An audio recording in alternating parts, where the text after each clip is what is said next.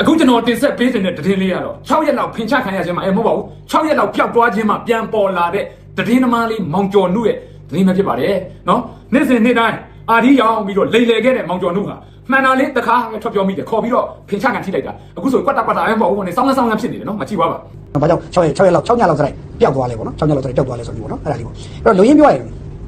ဟိုပြည်ပြင်းမီဒီယာတွေချို့ရေးနေကြတယ်မျိုးဖမ်းသွားပြီးတော့တခါတည်းဟိုဗာလဲဟိုတိုးတန်းလိုင်းကြီးနဲ့ဥဆောင်ကြီးဆောက်ထားတယ်လို့ဘာလို့ရှောက်ပြောကြတယ်နားထောင်နော်လူရင်းပြောရရင်မြန်မာစကားအဲ့ဒီမှာစ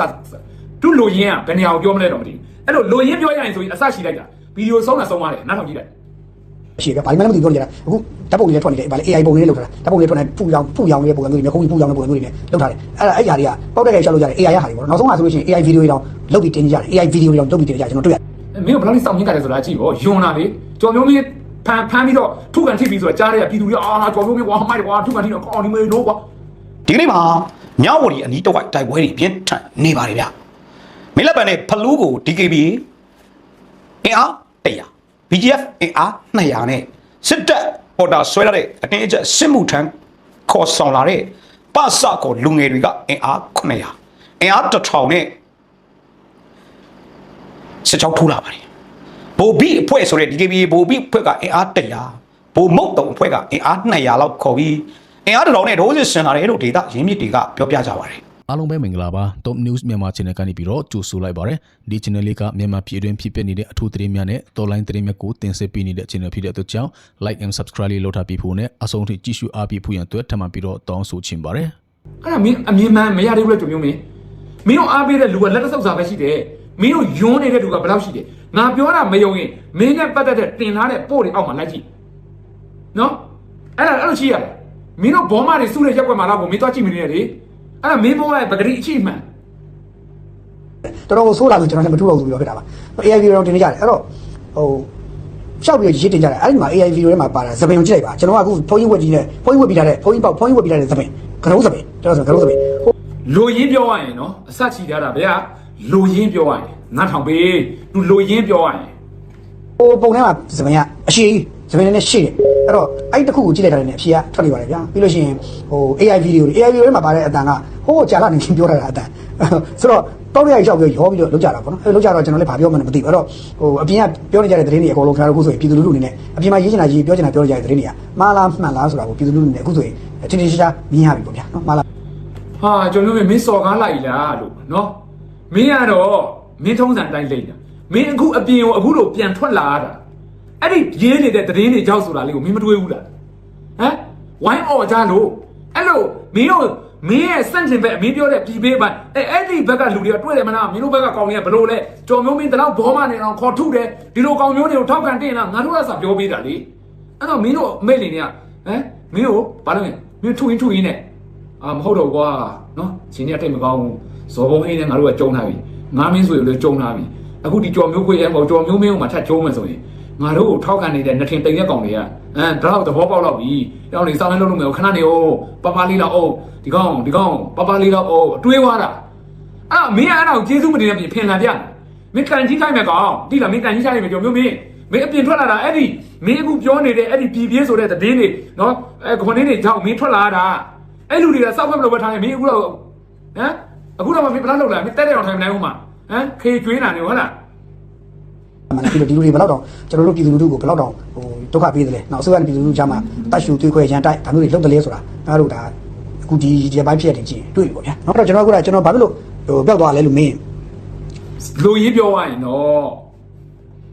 ကျွန်တော်ကဒီပိုင်းမှာဟို22ရက်နေ့အထိတော့တချို့ကျွန်တော်မိတ်ဆွေဟိုအေးစင်ညဘက်ကျွန်တော်ရှောက်သွားတယ်ရှိပါတယ်23ရက်စပြီးကျွန်တော်နိုင်ငံတော်ရဲ့အရေးကြီးကိစ္စတစ်ခုရှိတယ်အရေးကြီးကိစ္စတစ်ခုမှာနည်းနည်းအစ်မဟုတ်နော်ကျွန်တော်နိုင်ငံတော်ရဲ့အရေးကြီးကိစ္စနော်ခင်ဗျားတို့တောင်း level မရအောင်တော့တေသွားမယ်နိုင်ငံတော်ရဲ့အရေးကြီးကိစ္စတစ်ခုမှာစက်နားထောင်ဘယ်လိုလိမ့်မလဲဆိုတာဝင်ပြီးတော့ဟိုပူပေါင်းဆောင်ရွက်ပြီးတော့ပေးနေတဲ့ကိစ္စတစ်ခုရှိပါတယ်နိုင်ငံတော်ရဲ့အရေးကြီးကိစ္စတစ်ခုနော်ဟိုကျွန်တော်နိုင်ငံနဲ့ပတ်သက်တာပါနိုင်ငံတော်ရေးကြီးကိစ္စတစ်ခုသူပြောတာမမဟုတ်လေနိုင်ငံတော်ပုံကံမှုတို့နိုင်ငံတော်စော်ကားမှုတို့စသဖြင့်ဆိုတော့နိုင်ငံတော်အရေးကြီးတဲ့ကိစ္စလေအဲ့ဒီမှာသူ့ကိုခေါ်ပြီးတော့ထု့ရဲ့ထောင်းရဲ့ပါးရဲ့ပလွေမှုတ်တယ်ဟုတ်ပါဘူးအကုန်မျိုးလို့ဒါပူပေါင်းပေးရတာသူဒီကောင်စောင်းလဲတယ်တွေ့တယ်မလားခေါ်ပြီးတော့ဖေချကန်ထိတာတော့မှတက်မပြောဘဲနဲ့နိုင်ငံတော်အရေးကြီးတဲ့ကိစ္စမှာပူပေါင်းပေးရတာငါလုံးမဒါလူလေ မင်းအဲ့ဒီ6ရက်လုံးပြောက်တော့ကျွန်တော်ဘာမှမဖြစ်ပါဘူးဗျာကျွန်တော်နိုင်ငံအရေးကြီးတဲ့ကိစ္စတစ်ခုလုပ်နေပါတယ်ဆိုတဲ့ဟာလေးတော့တင်လို့မရဘူးလားမင်းတို့ဘောမဘက်ကပူတူမလို့ငပေါက်တို့တောက်ထလောင်နေတော့မင်းအဲ့အရေးကြီးတဲ့ကိစ္စလေးကမစ္စတာလေးအကြောင်းတော့မင်း online ပေါ်တင်လို့မရဘူးလားအဲ့တော့အရေးကြီးနေတာလားဟမ်ငါ့ကိုပြောစမ်းမင်းတို့ကလေတကယ်ဖာကြတဲ့ကောင်တွေတိတာမင်းကပဲပြောအားသေးတယ်နော်တည်င်းတွေကဘယ်သူကမှန်တယ်အခုတော့လက်တွေ့ရည်ဟုတ်လားဟမ်မင်းတို့ကတကယ်တော့လေမင်းအမေလေးမင်းအောင်နိုင်ရောမင်းတို့ကငါတို့ပြည်သူမင်းတို့စောင့်ငါထင်သေးတာအကောင်းပြောတာမင်းတို့ရဲ့စောက်ကျင်မင်းတို့ရှုံးနေတဲ့အချက်ကငါတို့ပြည်သူကိုမင်းတို့ကစောက်ရမ်းထင်သေးတာဒီကောင်တွေငါတို့ဒီလိုလိန်လိုက်ယုံမှာပါကွာငါတို့ဒီလိုဖြီးလိုက်ရမှာပါကွာဆိုစောက်ကျင်ရမင်းတို့ခေါင်းထဲမှာရှိနေတာအဲ့ဒီတော့မင်းတို့သေတော့မနိုင်ဘူးစိတ်ချသိလား ပူပေါင်းဆောင်ပေးနေရပါတယ်ပေးတဲ့အခါကျတော့ပွင့်လိုက်ပြောအဲ့ကာလတွေမှာကျွန်တော်တို့အဲ့လိုပူပေါင်းဆောင်ပေးနေတဲ့ကာလတွေမှာဟိုကျွန်တော်တို့မလိုလားအပ်တဲ့ဘာတွေကျွန်တော်ရုပ်သံထွက်ပြောပါဦးညာကျွန်တော်အချိန်မရှိပါဆိုကျွန်တော်ဒီဟာကိုအရေးကြီးနေတယ်အရေးကြီးနေတာလေ ကျန်ပြောချက်တွေကကွာဟမ်ရုပ်တံထွက်မပြောနိုင်တော့ကွာကျွန်တော်အရေးကြီးတဲ့အလုပ်တစ်ခုလုပ်နေလို့ပါလို့ဆိုတဲ့ online ပေါ်မှာစာလေးတစ်ချောင်းလောက်တောင်ရေးမဲ့အချိန်လေးတောင်မရှိဘူးပေါ့ဟုတ်လားကျွန်တော်မင်းထင်တာမင်းကိုမွေးထုတ်ခဲ့တဲ့မင်းအမိတ်လင်းတို့မျိုးပြည်သူတွေကိုစောက်ပေါ်လို့ထင်နေတာလားဟုတ်လားမင်းတို့တွေအဲ့ဒါပဲမင်းတို့ဟုတ်တယ်ကျွန်တော်နိုင်ငံတော်ကခေါ်ယူစစ်စစ်မေးမြန်းစရာရှိတဲ့အတွက်ကျွန်တော်အဲ့ရက်တွေမှာ online မတုံးဖြစ်ဘူးကျွန်တော်လည်းပူးပေါင်းဆောင်ရွက်ခဲ့ပါတယ်အဲ့တော့ဘာမှပြဿနာမရှိပါဘူးအဓိကကျွန်တော်ဒီနိုင်ငံတပ်မတော်အတွက်တကယ်မမကန်ကန်ရက်တိကာဝယ်ပေးနေတဲ့လူဖြစ်တယ်ဆိုတာကိုလည်းကျွန်တော်ဘက်ကပြန်လည်တင်ပြခဲ့တယ်အဲ့ဒီအတွက်တော့လူကြီးမင်းတွေအားလုံးကလည်းနားလဲရပြီလေအဲ့ဒါဆိုရင်မင်းဘာမှမဖြစ်ဘူးလေအခုကမင်းပြောနေတဲ့စကားနဲ့မင်းစောက်ခွက်ဖြစ်နေတဲ့ရုပ်ကိုကြည့်အောင်လေကွာငါလေဝါဘာကောင်လဲကွာငါတကက်ကလေးကကြည့်ဟမ်ဒါကျွန်တော်တို့ဒီမှာပြောလို့လောက်ပါဘောနော်ပြောလို့မရတဲ့ဟာအဲ့တော့အရေးကြီးနေတာကြတော့ကျွန်တော်ဟိုဗီဒီယိုပြောဖို့အထိဗီဒီယိုထုတ်ထွက်ပြောဖို့အထိကျွန်တော်မှဘယ်လို့မှဟောဖြစ်နေတချို့တွေစိုးရိမ်စိတ်မှုတွေအများကြီးမြင့်တက်သွားခဲ့ကြပါတယ်အဲ့တော့ဟိုစိုးရိမ်နိုင်လည်းခေါင်းပြပါတယ်စိုးရိမ်နိုင်လည်းကျွန်တော်ကျေးဇူးတင်ပါတယ်ကျွန်တော်ကြောင့်စိုးရိမ်တော့ဖြစ်ခဲ့မှုတွေအတွက်လည်းဒါဆိုလို့ရှိရင်ပူတူမာတို့ငပေါက်တို့ကဒါဆိုဘောင်ဝင်တဲ့ကောင်တွေပေါ့ဟုတ်တယ်လေပြည်သူတွေမတည့်ရင်အောင်ဗျာတာမန်ပြည်သူတွေမတည့်ကြအောင်သူတို့ဘောမအုပ်စုတွေကလူတွေဖြစ်တယ်တကက်ဆရာတွေလေတော်မျိုးမင်းတို့အရေးကြီးတဲ့ကိစ္စလုပ်နေတာပူတူမာတို့ကမတည့်ခဲ့ဘူးပေါ့ငပေါက်တို့ကမတည့်ခဲ့ဘူးပေါ့မတည့်ရဘူးဆိုရင်တော်မျိုးပူတူမာတို့ဝန်င်းတို့ကကြော်စိုးဦးတို့အဲ့ဝန်င်းတွေစောက်စစ်မရှိတဲ့ကောင်တွေဖြစ်နေတာပေါ့ဟမ်တော်မျိုးမင်းကအရေးကြီးတဲ့ဝန်င်းဖြစ်တယ်ဆိုတော်မျိုးမင်းလိန်နေဆိုတာနည်းနည်းလေးရုပ်တိရှိတာလေးလိန်တန်းပါကွာမင်းရတယ်ကွာငါမင်းကအကောင်းနဲ့ငါစေတနာနဲ့ပြောတာပါပေါ့လို့ပဲသားပဲမင်းဥစ္စာကြီးမဟုတ်သေးဘူးလေဟဲ့မဟုတ်သေးဘူးတော်မျိုးမင်းဟိုစိတ်မကောင်းဖြစ်ပါတယ်နော်ဟိုဝမ်းသာနေကြတဲ့သူတွေနော်ဟိုဝမ်းသာနေကြတဲ့ဟိုကျွန်တော်ဖန်ခိုင်ဆိုဝမ်းသာနေကြတဲ့အုပ်စုတွေနော်ဟောဝမ်းသာတာတိတယ်လေပြောလိုက်တော့ကွာမင်းတိတယ်ဆိုတော့ငါပေါ်ဝမ်းသာပြချင်တယ်ကွာဟန်ဒီထဲမှာဒိုးဝမ်းသာတာတူတိတယ်ဆိုပြောတဲ့လူရှိလားဒါငါတို့မတိဘူးအောင်မေးလို့ဟိုတိလားအောက်ကကွန်မန့်လေးနေတဲ့ဝမ်းသာပြလိုက်ပါတိလားဝမ်းသာတဲ့အကြောင်းလေးကိုတူတိတယ်တဲ့တိလားဝမ်းသာပြလိုက်ဒီကျွန်တော်ကြားပါတယ်ကျွန်တော်ရွာတော့ပါတယ်မလေးဖန်ခိုင်ဆိုပြီးဝမ်းသာတယ်အော်တူတိတယ်လေကဲကြုံမျိုးမင်းရွာ ARD တိုင်းတိုင်းငါတို့ ARD တိုင်းသားတွေကွာဝမ်းသာတာတိတယ်တဲ့နော်ရွာဝမ်းသာတာတိတယ်တဲ့တိလားကဲခက်မြန်ဝမ်းသာပြလိုက်ဒါနဲ့ဖန်ခိုင်ဆိုပြီးပြောပြကြတယ်ကျွန်တော်ရွာတော့ပါတယ်တဲ့ဆိုတော့ကျွန်တော်ဘာပြောမှမသိဘူးပေါ့နော်ဘာပြောမှတော့မသိဘူးအဲ့တော့ဟိုတက်ဆိုင်ရကျွန်တော်ရွာတက်ဆိုင်ရကျွန်တော်တို့ဘွားလေးဖွဲ့လေကျွန်တော်ပြောပြတယ်မဟုတ်ဘူးအေးစီပြောလို့မရလို့အေးစီဆိုပြောအဲ့ဒါပြောတယ်ပြောရန်ဝမ်းသာနေကြလူတွေလေရွာလူတွေကျွန်တော်ရွာလူတွေလေဝမ်းသာနေကြလူတွေလေတိတ်လေဝမ်းသာကြပါနဲ့ဟုတ်လို့နော်ကျွန်တော်တဲ့ပါလားဟိုပြည်ပြည်လေးအုပ်စုကထားလိုက်ပါတော့နော်ပွာတကယ်နော်ဒီကောင်တွေရဲ့ကလင်ကချစ်ဟမ်ပြောရတဲ့ပုံကြီးအမှုကျွန်တော်ပြောဆိုကျွန်တော်ဆိုရင်တော့ပြောမှာကိုထုတ်လည်းပြောလို့မရဘူးဒါကျင်းနေမှာပဲမင်းကငါတို့ဘယ်လိုထူးတယ်ပဲပြောတာနဲ့ဝိအဲ့မှာဒါတိတယ်ဟုတ်တယ်နော်ဒါတော့နားလည်းပြီးလို့ရတယ်ဒါမျိုးစုံဟိုစွမ်းစီပြီးတော့မထည့်လိုက်တာကံကောင်းအဲ့ဒီအတွက်သူ့အမကန်ချက်တွေတော့အများကြီးရှိမှာပဲဒါပေမဲ့ဘလို့ဖြစ်လေဟုတ်တယ်ကျွန်တော်အဲ့ဆိုဘလို့ပြောပြလဲကျွန်တော်ဒီရက်မှာတော့ကျွန်တော်ကိုစစ်စစ်မင်းမြန်းတာပါဘာမှပြဿနာမရှိဘူးအေးဆေးပါပဲအဓိကကျွန်တော်ကလည်းတက်မတော်အတွက်တကယ်အမာခံရှစ်ဆက်ပြီးတော့ fight ဝမ်းမှာမပူနဲ့ကျွန်တော်လူကြီးတွေကလည်းဘောကောင်းတယ်ဟုတ်အဲ့လောက်ဖြန်းနေဆိုရင်တမျိုးလေကွာအခုကကြီးကမင်းကလည်းဟိုခလေးကွက်ကြီးကွာမင်းပါလေနိုင်ငံတော်ရဲ့အရေးကြီးတဲ့ကဏ္ဍကြီးကိုလုပ်နေလို့6ရက်တောင်မှဟမ်မင်းဒါဆိုအဲ့6ရက်တော့မင်းသမင်းစားတဲ့အချိန်လေးမရှိဘူးလားကွာရေထိုးတဲ့အချိန်လေးမရှိဘူးလားမင်းချိထိုင်ပါတဲ့အချိန်လေးမရှိဘူးလားနောက်ဆုံးမင်းချိထိုင်ပါတဲ့အချိန်မှာတော့မင်းဖုန်းလေးနဲ့မင်းရေးလို့ရမယ်ကွာဟုတ်တယ်မလားဘာဖြစ်တယ်ညာဖြစ်တယ်နေအိမ်နာတက်ရင်းနဲ့တော့ဟမ်ကျွန်တော်စိတ်မူပါနဲ့ကျွန်တော်အေးဆေးပါပဲနိုင်ငံတော်ရဲ့အရေးကြီးတဲ့ကိစ္စတွေလုပ်နေတာပါလို့မင်းအဲ့ဒီ6ရက်လုံးမင်းချိမထွက်ဘူးလားငါ့ပြောဟမ်ကွာတကယ်ကြော်မျိုးမင်းကမင်းကလက်လန်တယ်အကောင်းပြောတာမင်းကလေးကကြည့်ကြချက်ကလေလောကမှာမင်းထက်လိန်တဲ့ကောင်မင်းပဲရှိတော့တယ်လို့ငါတတ်မှတ်ပေးလိုက်ခင်တယ်ပေါ့ဟမ်အဲ့တော့ဒီကောင်တွေတိတ်တိတ်ပြောနေတဲ့စကားတွေစဉ်းစားကြည့်ကြတော့ဗောဗျာဟမ်စဉ်းစားကြည့်ကြတော့ तू ကပြန်ထည့်သွားရသေးတယ်အဲ့ဆိုရတဲ့ပြည်သူကိုဘလို့ရန်တိုက်နေတာတွေ့တယ်မလားအမှန်ဘလို့ဖြစ်တာဟမ်တနာဘူးကောင်းပါလေသူတို့ဘွားတွေကကောင်းပြောတာဘာဖြစ်ဆိုတော့ကိုအားပေးတဲ့ဘက်ကကိုကိုဖင်ခေါ်ချတာဘလောက်နာစရာကောင်းတယ်ကျွန်တော်အဲ့ဒီ feeling ကိုကျွန်တော်ဗမာခံစားရဆိုအခုဒီရက်ပိုင်းပေါ့နော်ကိုတော်လန်ရေးဘက်ကဘာလို့တတ်မှတ်ထားတဲ့သူတွေတချို့တည်းကိုပုတ်ခတ်တိုက်ခိုက်လာခြင်းစောင်းတင်းတာ အဲ့ဒီမှာအဲ့ဒီ feeling ကြီးကတော်တော်မမယူရဟာရန်သူဆိုရင်ကြိုက်တာပြောပါပကံစေးတို့ကိုယ်မောင်အားပြောပြောအာယုံမလာဘူးနော်ဟာတာလို့တော့ကိုဘက်ကပါလို့ကိုကတတ်မှတ်ထားတဲ့လူတွေကနော်လူတွေမဟုတ်ပါဘူးဟိုတယောက်နှစ်ယောက်ပါပဲအားလုံးသိပါလေနော်ဒါလည်းပြောလိုက်မှာကိုဘက်ကဆိုတဲ့အတွေးကဖြောက်လို့မရဘူးအဲ့တော့ကိုဘက်ကကိုယ်တို့လိုလောက်ရက်လေချင်းဆိုတဲ့အတွေးကစောင်းရတင်းတာမှာဆိုတော့ကြောင်မျိုးမင်းပေါ်လာစဉ်းစားကြည့်ပြီအခုသူပြောရတဲ့မျက်လုံးမျက်စံမျက်နှာရိပ်ဟမ်ဖြူစင်းနေတာလိန်လို့မရဘူးကြောင်မျိုးမင်းမင်းကြိုက်တဲ့တော့လေမင်းစောက်ခွက်ကပေါ်နေတယ်နော်မင်းစောက်ခွက်မှာပေါ်နေပြီးသားအဲ့တော့မင်းတို့ကပြောချင်တာကမင်းတို့တော့အသေးလဲဒီလောက်ဖေရက်နေတဲ့ကောင်တွေတောင်မှဒါမင်းအစ်စ်နော်တာမန်စစ်တပ်ကိုထောက်ခံလူမတိတူမတိဒဲရမဟုတ်ဘူးနော်မင်းပြောနေကြော်ကြံတယ်လေးပါကြော်ကြံတယ်လေးပါဆိုတော့အတန်းစားဟိုတောင်မှကြက်ကလေးနဲ့ကလေးလှုပ်ချင်တိုင်းလှုပ်လို့ရမယ်ဆိုရင်နော်မင်းတို့အားပေးနေတဲ့ဘဝတွေအတွက်စဉ်းစားဖို့အဲ့ဒါလေးပဲငါပြောချင်တယ်ဒါတကယ်လူစကားပြောပြတာပါမင်းတို့ကနော်မင်းတို့ပြောပြတာပါဟိုတခါကျရင်လူကမှားမှန်းတည့်တာစွတ်မှားသွားတဲ့အရာတွေကကိုယ့်ဘဝကိုအဖက်လုံးဝဆယ်လို့မရအောင်ဖြစ်သွားတတ်တယ်သိလား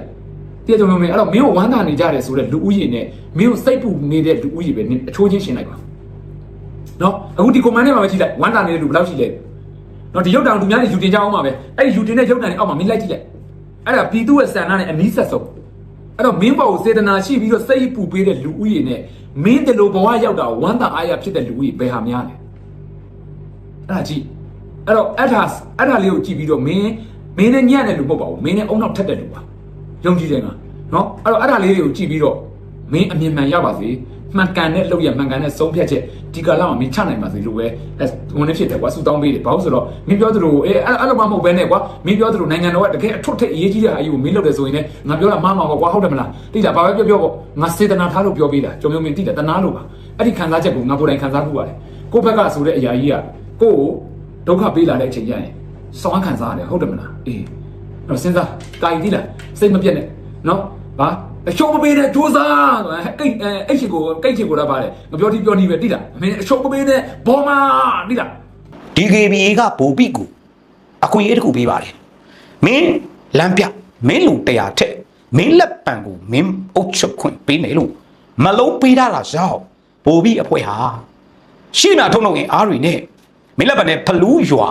ဖလူးလေးတောင်ကုန်းတာကောကျိုးကိုစိုးမိုးတိမ့်ပိုက်ထိန်းချုပ်နိုင်ဖို့အင်အားထောင်နဲ့ကြီးဒိုးစစ်ဆင်လာတာဖြစ်ပါတယ်ခင်တို့မြောက်ကြီးတက်မတော် KNL နဲ့ PDF ပူးပေါင်းတပ်တွေကတော့တောင်ကုန်းတောက်ဝိုက်မှာအမြင့်အပေါ်စည်းကနေခုခံဖို့ပြင်ဆင်ပြီးတက်လာရင်ပြစ်ချဖို့ဝင်မလေးတဲ့ငါတို့မြေကိုငါတို့ကာကွယ်မယ်ဆိုတဲ့စိတ်နဲ့တိုက်ခိုက်မှုဖြစ်လာဖို့ရှိနေပါတယ်တိုက်ပွဲကအင်မတန်ပြင်းထန်ဖို့ရှိနေပြီးတော့မိလာမန်ဘလူးကြီးဘလူးလေးကျေးရွာတွေကိုပြန်သိမ်းဖို့2025အောက်တိုဘာတွေကစစ်ကြောင်း3ယောက်နဲ့ထိုးစစ်ဆင်ခဲ့ပေမဲ့ဒီနေ့ထိသိမ်းပိုက်နိုင်ခြင်းတော့မရှိသေးတာကိုတွေ့ရပါတယ်။အကြမ်းဖက်ဖက်စစ်တပ်ရဲ့တကြော့ပြန်ထိုးစစ်လို့ပြောလို့ရတဲ့ဒီတိုက်ပွဲဟာမြဝတီအတွက်ပါအန္တရာယ်ရှိနေပါတယ်။အကယ်၍ထိုးစစ်လန်ကျရင်ရန်နယ်လေးနဲ့ပူပေါင်းစစ်ကြောင်းတွေဟာမြဝတီပါတခါတည်းသိမ်းပိုက်ဖို့စစ်ပြင်ထားတယ်ဆိုတဲ့သတင်းတွေရှိနေပါတယ်။လက်တလုံးမှာတော့မြဝတီအပါအဝင်မြန်မာထဲနိုင်ဆက်မြန်မာနဲ့ထိုင်းနယ်ဆက်ကစစ်တပ်ရဲ့ဝေါ်လီဖြူဟာဂုံးကိုကဲနယ်လီပူပေါင်းတက်တွေကထိုးစစ်စစ်တိုက်ခိုက်နေပြီးစစ်တပ်ဟာထွားပေါက်ပိတ်နေတဲ့အခြေအနေကိုတွေ့ရပါတယ်။ဆိုတော့ဒီတပွဲမှာကဲနယ်လီနဲ့ပူပေါင်းတက်တွေဟာထိုးစစ်ကိုဟန်တာတက်လန်ကြရင်တော့မြဝတီဟာတိမ့်ပိုက်ထားမှရလိမ့်မယ်လို့ကရင်နိုင်ငံရေးစီကောင်းဆောင်တွေကတွက်ဆထားပုံရပါတယ်။ဒီတပွဲကတော့မြဝတီအတွက်ပါထဲသွင်းတွက်ချက်ဗျူဟာမြောက်စစ်ဆင်ရမယ်ကာလဖြစ်တယ်လို့ကဲနယ်လီရဲ့စီးနိုင်ငံရေးခေါင်းဆောင်တွေကိုဒီနေရာကနေစီရေးကျွမ်းကျင်သူတွေကတုံ့တက်မှတ်ချက်ပေးနေကြပါတယ်ဒီလိုမှမတိုက်ခိုက်ရင်ဒီလိုဖြစ်စဉ်တွေအမြောက်အများခဏဖြစ်ပေါ်လာနိုင်မယ်မကြခင်ကပြန်လဲလက်လွတ်လိုက်ရတဲ့နက်ခတ်တောင်းမြောက်ဒီမျိုးကိုသိမ့်ပိုက်စိုးမိုးထိန်ချုပ်ထားပြီးတဲ့အရှင်ကြီးရောက်ခါမှနှစ်ခုငါးတွေကိုစစ်သားတွေပို့တဲ့ BGF ရဲ့လောက်ရတွေဒါတွေကိုသင်ငန်းစာယူပြီးကဲနယ်လီနဲ့ပူပေါင်းတက်တွေဟာပြင်းထန်တဲ့ထိုးစစ်ကိုဟန်တာခုခံတော်လိုင်းရင်းနဲ့ခံစစ်ကျင်တဲ့တံပြန်ထိုးစစ်နဲ့အတူမြဝတီမြို့ကိုပါထိန်ချုပ်ထားဖို့လိုအပ်နေပြီလို့စီရေးတုံးသက်သူတွေရဲ့အကြံပြုတိုက်တွန်းချက်တွေဒီကနေ့တွေ့နေရပါတယ်။ကြောင်မျိုးမင်းတော့ပုံမှန်10ခုနဲ့ထောင်ဒဏ်20တဲ့မနေ့ကြမယ်လို့အကြံပြင်းသိထားရတယ်။ဒါကတော့ဘေးချက်နံချက်ဖြစ်နေတဲ့စစ်လော်ဘီတွေရဲ့အခြေအနေလေးကိုတင်ပြတာဖြစ်ပါတယ်။ဆိုတော့ဒီကနေ့ကျွန်တော်တို့စနစ်ပြောင်းတိုက်ပွဲကြီးကိုတကယ်ဖော်မယ်ဆိုရင်ဖော်လို့ရတဲ့အခြေအနေတွေရှိနေပါသေးတယ်။စွန်းတယ်ချက်ချေးရတဲ့ဘိုးဆွမ်းလိုကောင်းတင့်ငိမ့်လိုကောင်းဘိုးတံမီလိုလူမျိုးတွေကိုတော့ချက်ချေးတွေကိုမြန်ဖယ်ထုတ်တော်လန်ရေးကိုရှေ့တူလှမ်းကြည့်ခုနသုံးတဲ့ကီလိုနီမှာသုံးတဲ့ JOC ဆိုတဲ့ Joint Operation Command ပူးပေါင်းဆောင်ရွက်စစ်ဦးစီးကောင်စီတရက်နဲ့အမိတ်ပေးကိုကဲမှုစနစ် joint system ကိုဒါကြီးနဲ့ပေါ်ဆောင်တက်တွေအားလုံးစု PLA လား NUGPDF လားအချင်းလာကင်းလားမွန်လားရှမ်းလား JOC system ကြီးနဲ့ဘာပြောမှထိုးတည်တကယ်ဆင်မယ်ဆိုရင်စစ်တပ်ကြာတောင်းခံနိုင်ပါဘူးဗျာသူလည်းသူ့အချက်အသေးသူ့ခက်ခဲနေသူပါလက်ရှိဖြစ်နေတဲ့သူ့ရဲ့တက်တွင်းအကြောင်းတွေကလည်းအများကြီးရှိပါတယ်ဒါပေမဲ့ဒီအချိန်မှာဒါတွေထားပြောရင်မင်းတို့တော်လန်ရေးမှာဟိုမှာဘိုးစွမ်းဆိုတဲ့ကောင်ကဘုံကြီးသူတို့ကဂရုံးကဟမ်တရင်မှုတော့ပြတ်တတ်တယ်မလားဘာနိုင်ကိုယ့်ဘက်ကဖြစ်နေတော့အကြမ်းဖက်ဖက်စစ်တဲ့မင်းအောင်လိုက်တက်တွင်းအကြောင်းတွေကိုအခုချိန်မှာတော့မပြောသေးဘူးခဏလေးစောင့်နေတာကိုယ့်ဘက်မှာကပြဿနာများနေသေးတယ်ဗျာနော်အဲ့တော့ JOC Joint Operation System ပေါ့ဗျာ Command ပေါ့ဒါကိုအကောင့်ထဲပေါ်ကြပါဒါကြီးကကျွန်တော်တို့တိုင်းပြည်နဲ့တင့်တော်ပါတယ်ဒုတိယကမ္ဘာစစ်အောင်ပွဲရသွားတာလေ JOC Joint Operation Command စနစ်နေပါပဲအရှိထပ်ပြောရင်ဗီဒီယိုရှည်ပါမယ်ဒါကြောင့်မို့ဂရီနီက JOC system ကိုမြန်မာပြည်တဝါလုံးမှာပေါ်ဆောင်ပြီးဘီဝါမြောက်ထိုးစစ်နဲ့တက်တွင်းအကြောင်းတွေအများပြားဖြစ်နေတဲ့မင်းအောင်လှိုင်ဂျာမဖတ်စစ်တပ်ရဲဝေးဦးကာချုပ်တစ်နဲ့လူမဆန်တဲ့ဖတ်စစ်စနစ်စစ်တုံးစစ်ကိုလှန်ဦးကျူကွဲ့လို့ရှင်ဝါကိုထိုးခွဲနိုင်တဲ့အကောင်းဆုံးသောစနစ် JOC ဖြစ်ပါတယ်လုံနိုင်ရမယ်လို့ယုံကြည်ပါတယ်အောင်မြင်အောင်လုပ်မဲ့သူတွေလို့လည်းယုံကြည်ပါတယ်ပြည်သူလူထုကလည်းမျှော်လင့်တိုက်တွန်းနေပါတယ်လို့ပြောရင်ကျေးဇူးတင်ပါတယ်